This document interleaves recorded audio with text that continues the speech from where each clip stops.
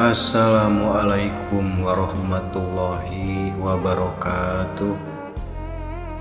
Puji sinareng syukur urang panjatkeun kahadirat Allahu subhanahu wa ta'ala. Shalawat sinareng salam anu salawasna ngucur ka junjunan urang sadayana, junjunan Rasulullah Muhammad sallallahu alaihi wasallam. Leraskeun dina bahasan ulama pewaris nabi.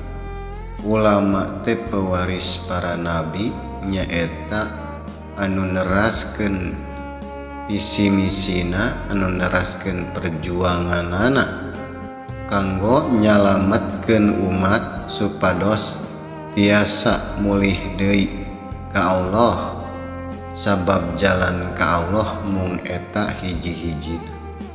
Kunaon cenah ulama pewaris nabi teh kacida pentingna, sabab eta anu didugikeun ku Kangjeng Nabi, anu wajib ku urang dituturkeun saatos Kangjeng Nabi Muhammad parantos ngantunkeun. Janten ulama pewaris nabi teh salaresna mung aya hiji di dunia ieu teh, di setiap masana. Naon cenah anu diwariskeunana nyaeta nur Allah, nur Muhammad teh, nurun ala nur, cahaya anu manglapis-lapis. Janten nur eta teh kapungkurna aya di Nabi Adam anu disebat Muhammad Rasulullah teh. Ta eta kunaon dina sejarahna Nabi Adam tiasa di hampura dosana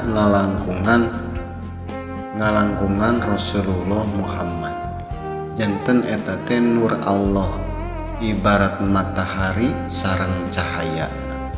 Upami hoyong dugi ka matahari kedah ngalangkungan cahaya, kiasna tah urang oge upami hoyong dugi ka Allah kedah ngalangkungan nurna, kedah ngalangkungan cahaya. Numawi Kangjeng Nabi mah disebat nage cahaya. Cahaya teh nyaeta eusina, ta eta anu langgeng teh. Janten eta nur eta di zaman Nabi Adam ngalih-ngalih kau wujud kakasihna ka Nabi Ibrahim, Nabi Nuh, Nabi Musa, kalebet anu disebat Sri Krishna, anu disebut Siddhartha Gautama, Nabi Isa, Nabi Muhammad, eta nur eta masih tetap. Jadi eta sambungan ka Allah, ngalangkungan sifat wujud.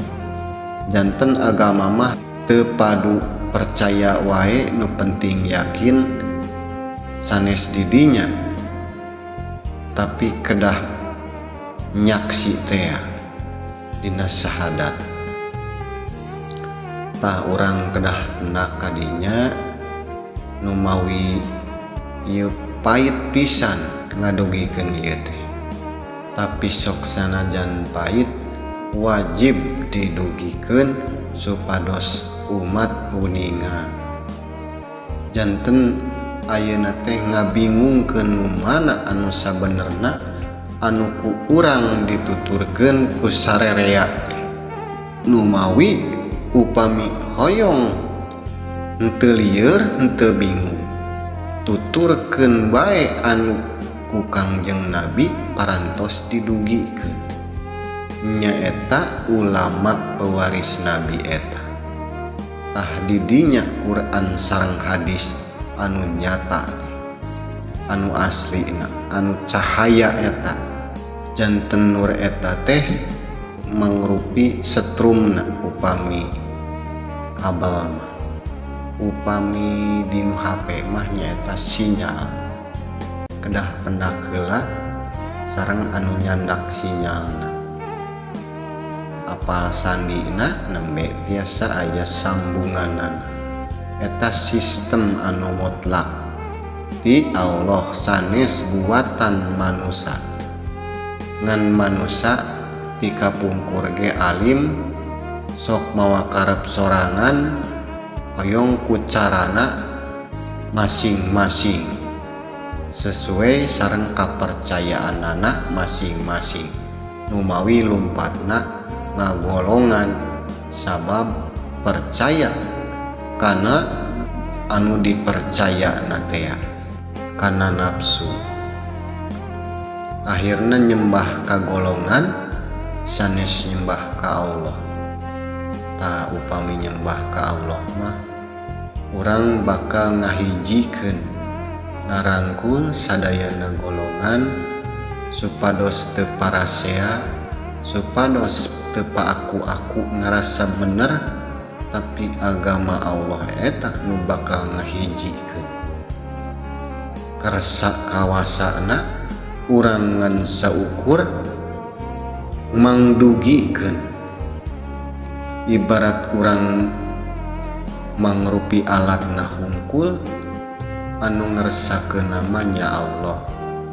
Janten supados umat teu lieur salaresna ulama pewaris Nabi teh mung aya hiji di setiap zaman. Eta mutlak eta. Numawi dina katerangan ge pilarian ulama anu dipikangewa ku jalmi-jalmi kafir. Jalmi kafir teh jalmi anu nolak kana jalan ka Allah, nolak kana hoyong kenal ka Allah. Sabab naon? Sabab katutup ku nafsuna. Kunaon cenah ulama pewaris Nabi teh hiji eta katetepan ti Allah anu ku abdi didugikeun kamari supados henteu lieur, supados teu parasea. Lamun urang ngadukung Persib sareng Persija pasti parasea. Tapi lamun anu didukungna timnas Indonesia Persib sareng Persija bakal ngahiji ngadukung timnas anu hiji eta. Eta mangrupi kiasna ibaratna kitu. Supados kahartos urang leungitkeun rasa keakuan, rasa rumasa parantos beragama.